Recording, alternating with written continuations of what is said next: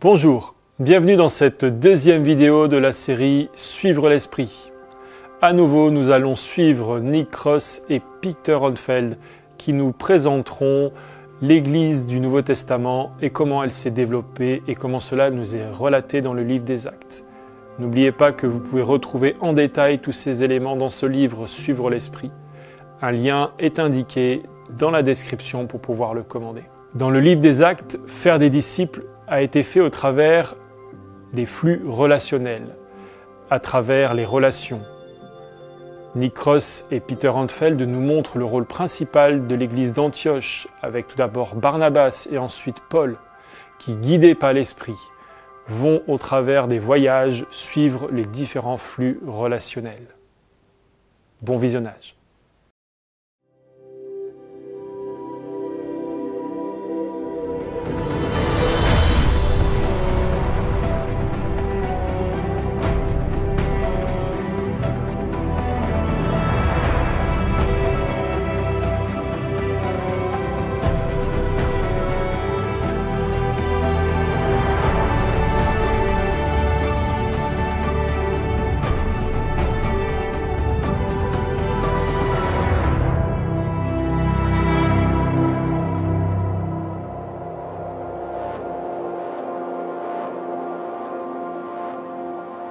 Nous appelons le principe NED la grande mission.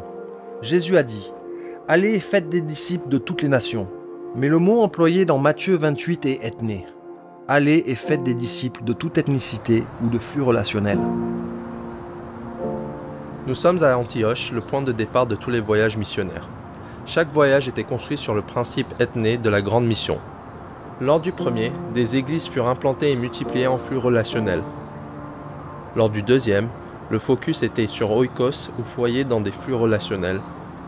Et, lors du troisième, Paul cultiva des œuvres d'église multipliées dans des flux relationnels. Après la lapidation brutale d'Étienne hors de Jérusalem, une violente persécution éclata. Beaucoup de juifs chrétiens s'étaient sauvés à 400 km au nord de cette ville, Antioche, une ville de 200 000 habitants à l'intersection des routes romaines entre l'Afrique, l'Europe et l'Asie.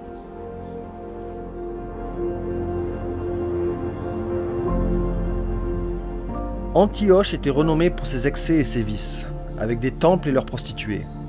Les bâtiments publics occupaient la plus grande partie de la cité, mais les masses vivaient dans une pauvreté misérable avec la puanteur du tout à l'égout, les déchets des ménages, la fumée des feux de cuisson et des maladies endémiques. Ceux qui avaient fui Jérusalem arrivaient là comme réfugiés, s'établissant là où ils le pouvaient. Beaucoup sans doute dans les abris les plus primitifs autour de la cité. Quand on leur demandait pourquoi ils étaient venus, ils parlaient de Jésus. Et nous pouvons imaginer l'émotion, la fatigue après leur voyage, et un grand nombre de juifs et de gentils en Antioche crurent en lui. Le rapport parvint à Jérusalem et on envoya Barnabas pour les encourager. Pour lui, la diversité multiculturelle était la preuve de la grâce de Dieu. Le salut était pour tous. Barnabas introduisit Saul ou Paul dans l'équipe et Antioche se développa comme le point de départ de leur voyage. Nouveaux dirigeants, enseignants et prophètes étaient équipés. Les conseils et l'onction de l'Esprit étaient recherchés.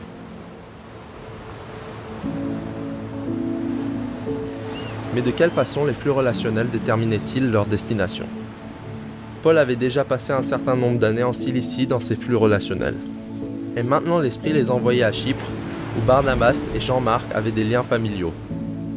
Ils embarquèrent à Séleucie sur la rivière Oronte et naviguèrent pour Chypre. Arrivés à Salamis, ils proclamaient la parole de Dieu dans les synagogues juives, se connectant à de nouveaux flux relationnels.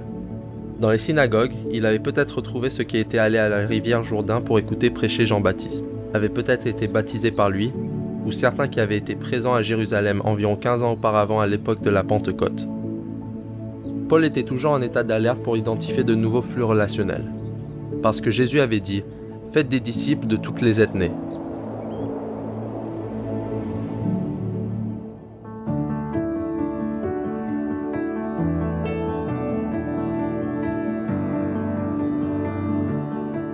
La petite bande missionnaire traversa alors l'île, partageant la bonne nouvelle de Jésus.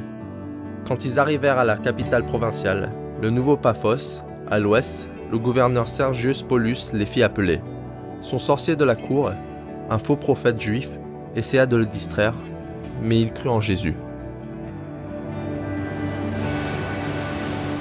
Ce qui arriva ensuite semble vraiment inhabituel. Paul, Barnabas et Jean-Marc s'en allèrent immédiatement. Ils quittèrent l'île et voguèrent vers le nord. Dans quelle mesure leur recherche des flux relationnels a-t-elle déterminé le déplacement suivant? Ils laissèrent les croyants à Chypre, incluant le gouverneur, une personne d'influence, et voguèrent vers la ville de Perge, port fluvial, sur la côte de Pamphylie, en Turquie aujourd'hui. On ne nous dit pas pourquoi Jean-Marc est rentré à Jérusalem de Perge, mais le voyage à pied qu'il devait faire à travers les gorges escarpées des montagnes du Taurus, au relief accidenté, était dangereux et redoutable. Luc reste silencieux au sujet de l'état de santé de Paul à l'époque, et ne donne aucun rapport sur une activité d'évangélisation à Perge. Arrivés à terre, ils se dirigèrent immédiatement vers l'intérieur. À 150 km, sur la Via Sébasté, traversant le haut plateau vers Antioche de Pisidie, la capitale du sud de la Galatie, un centre militaire, économique et politique. Suivant sa conversion, Sergius Paulus avait poussé Paul et son équipe à visiter cette cité. Une preuve archéologique et historique indique que c'était la colonie de sa famille. La famille avait de grandes propriétés foncières au nord-ouest de la cité. Et dans le musée local aujourd'hui se trouve une inscription portant le nom de cette famille. Suivait-il les flux relationnels familiaux de Sergius Paulus? Certainement, cela était en accord avec l'engagement de Paul à suivre les méthodes de Jésus, lorsqu'il faisait des disciples. La synagogue locale donna à Paul l'occasion de parler aux Juifs et aux gentils craignant Dieu, qu'il appelait peuple de Dieu ou frères. Le Shabbat suivant, presque toute la population de la ville s'assembla pour entendre la parole du Seigneur. Plusieurs milliers s'étaient peut-être rassemblés dans le quartier du Forum en face de la synagogue. Et plusieurs gentils se réjouirent et se mirent à louer la parole du Seigneur. Malheureusement, quelques Juifs incitèrent à l'opposition, et les missionnaires furent violemment expulsés de la cité.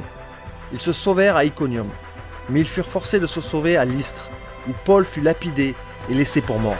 Puis à Derbe, ils se mirent à y annoncer la bonne nouvelle.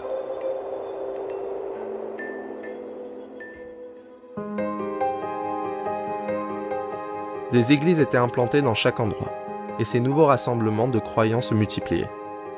À travers ces hautes plaines de Galatie, Paul et son équipe identifiaient les personnes d'influence, suivaient leurs flux relationnels, et puis revenaient sur leurs pas à la fin de leur voyage pour engager des dirigeants locaux de la récolte. Ils rentrèrent ensuite à la cité côtière florissante de Perge pour prêcher la parole. Finalement, ils voguèrent du beau port d'Athalie, se frayant un chemin le long de la côte méditerranéenne, à l'embouchure de la rivière Oronte pour être accueillis par l'église qui les avait envoyés, à Antioche. Ils avaient une histoire à partager, et les croyants à Antioche étaient enchantés. Cependant, les croyants juifs pharisiens de Jérusalem commencèrent à s'agiter et à semer la division à travers la Galatie, accusant Paul de partager seulement la moitié de l'évangile. Ils exigeaient que tous les nouveaux hommes non juifs convertis soient circoncis pour le salut. Paul ne voulait pas de cela et écrivit pour prévenir les églises de la Galatie. Un appel pressant pour un concile à Jérusalem le soutenait.